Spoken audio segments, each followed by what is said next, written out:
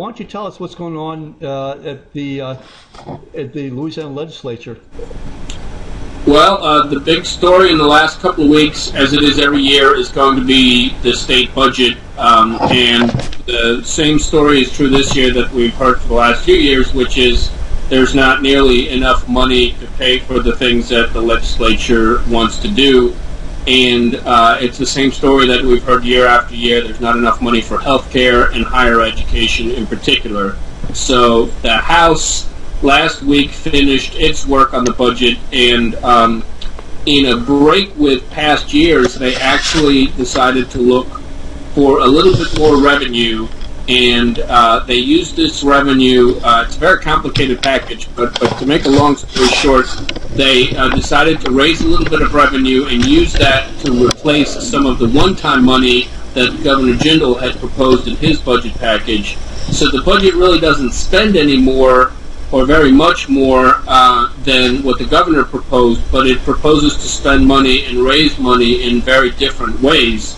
Now it's the Senate's turn. They just started today looking at the budget. They're going to be reviewing it in Senate Finance Committee and making some changes, and then of course we'll find out how all of this ends in the last few days of the session like we usually do.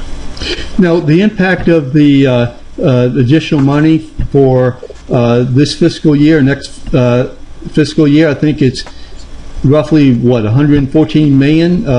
That's from the revenue estimating conference yesterday, and then $155, I think, for 2014. Am I correct? Or somewhere close to that? They got $128 million more in the current fiscal year and $155 million more to spend in next year. Okay. But a lot of that money is already spoken for. So it's $284 million, but it's not nearly that much room to play with because they have a lot of deficits that they still have to make up in the current year. For example, there's a shortfall in TOPS. There are various shortfalls that were outlined today in front of the Senate Finance Committee that they have to use the current year money to backfill. And then next year, they were counting. They already knew they were going to get some money, so they had plugged $90 million into the budget, that the House sent over.